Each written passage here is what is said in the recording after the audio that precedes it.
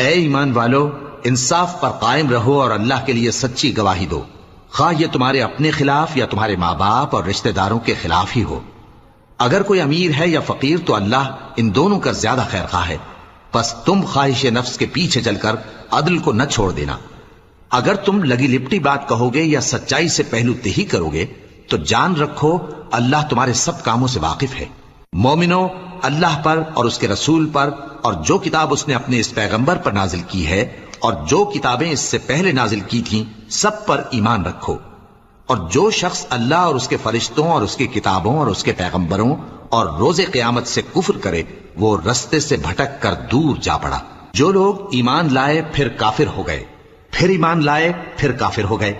پھر کفر میں بڑھتے گئے، ان کو اللہ نہ تو بخشے گا اور نہ انہیں سیدھا رستہ دکھائے گا۔ اے پیغمبر، منافقوں یعنی دو رخے لوگوں کو بشارت سنا دو کہ ان کے